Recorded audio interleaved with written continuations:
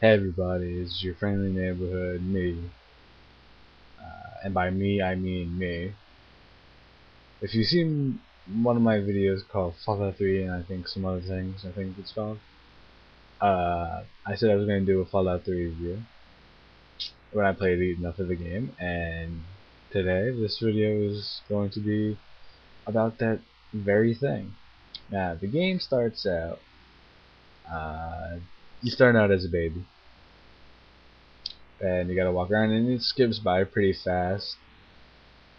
uh, that it does really fast. At least it was by for me.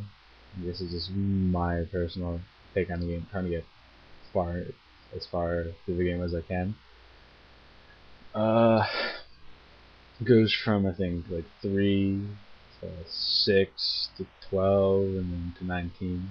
I don't know the years. I know it goes into 12 or like you're 10 and then like 16 and then 19. Uh, And then at 19, your father leaves and you gotta get your ass out of the vault as fast as you possibly can. Because basically shit goes down and the overseer's trying to kill your ass. And you gotta get your ass out of Dodge, as I said, and try your damnedest not to kill really anybody. Well, you get out, and it picks up right from the get-go, and you gotta go try and find your father. But there's a lot of side quests.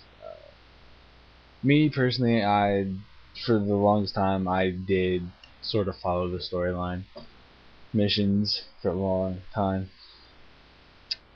but I did go on a lot of side missions, like uh, the Wasteland Survival Guide. There's a wealth of side missions that you can do, and the game is really fun. The battle system is really cool. The VATS system is really cool. Uh, I personally use the plasma rifle. I just recently got it and it's badass, so I play with that from now on. I play with the laser rifle sometimes, hunting rifle. I don't usually go out with the melee weapons a lot, but as I said, it's a pretty expertly made game. There are some glitches I've come across, like outside of the GNR building.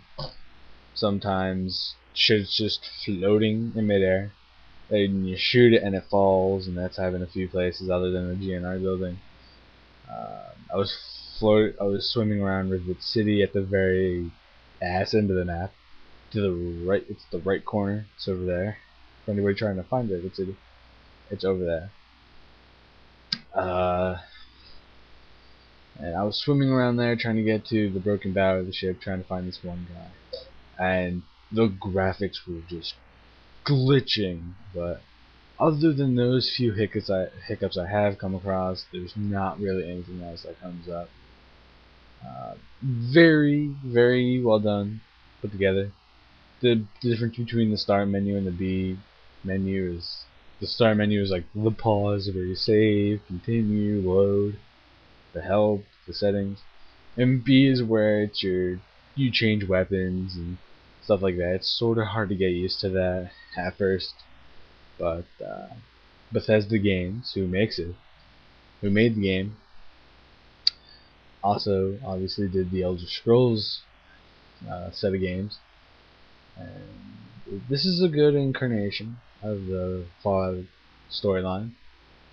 You basically it's games from like Fallout 1, Fallout 2, Fallout Brotherhood of Steel, or Brotherhood of Steel.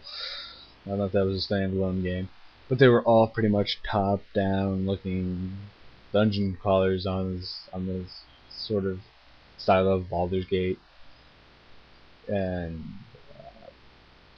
this is a third-person, first-person kind of game. You can go third-person, you can go first-person. The VAT system, as I said, pretty efficient. You press right bumper on the Xbox 360, then you press the right trigger. You can aim at specific body parts to wound a person or an animal, or go for the head and try and just kill him. And it's pretty effective. You just gotta make sure your skills are in the areas of the weapons you use a lot, that they're really high, so that way your chances of hitting the target you choose is increased, because sometimes it is just hit and miss. Make sure that there's nothing in front of you, or you're crouching or behind cover, because it will shoot into cover sometimes if you're behind cover and it looks like you have free field of view, but it ends up you're shooting into fucking the thing in front of you. Stuff like that happens. And the music is very creepy. Three Dog can get pretty tiresome after a while. The Enclave radio is not any better. You get to go back to Vault 101 after the first escape, and then you get to go later on in the game.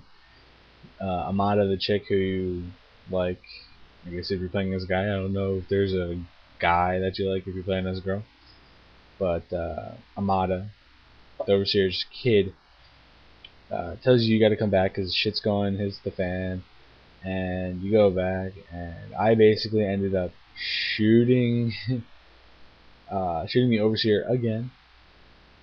The second time when I shot the overseer, one time was Amada's father, then this was this weird sheriff who was a cop guy, Officer Gomez, I think his name was. I shot him, then I got banned out of the ball for life. Went to River City, found Butch, the guy who's in the thing with you. It's a good game. It is what it is. It's a really good game with some faults, like most games. And the storyline's pretty good, as I said. Though, like the music is really creepy sometimes. Like, if you're in the middle of a battle and you hear, I don't want to hear it. I don't want to see the world on fire, like that song. You hear that shit, it gets creepy. But Three Dog does wears on you sometimes. I remember I was playing before, and he basically said when you do the Wasteland Survival Guide thing, and she publishes it and you're done with it, Three Dog actually says your research methods are stupid, and if you do what it does in the manual, you'll die. And he calls you an idiot. And cool thing is, through the main storyline, you become a member of the Brotherhood of Steel, and you get a power armor, and the power armor is badass. But once you get the power armor training, you get to take the Enclave armor, and the Enclave armor is badass because it's dark and it's black, and the helmet is awesome. And it's a newer version of the armor of the Brotherhood of Steel. It's the Mark II armor. You have the Mark I armor if you use the Brotherhood of Steel. And like, there's machine guns, there's hunting rifles, there's laser weapons. I haven't come across the alien blaster, which I want to, just because I want to see what it does. And in the game presents itself as a very bleak future. You got to make a moral decision. In one of the vaults, when you're trying to find this doctor guy, you got to kill everybody to free them, because there's no other way. And it's a good game. Overall, the fighting system, the storyline, everything's really balanced. The moral choices you make, like if you really get into games, and moral choices make you really get into the game, and this will make you like the game even more. And it's a very immersive game. You can waste hours. I've wasted many an hours, and I'm just renting the game. I don't own the game, and I've synced so many hours into this game and days into this game, and it's a life sync if you start playing the game. And soon I hope to do Dead Space review. That game, I heard, is a really good survival horror game. And I hear that's a really good game, and I'm gonna play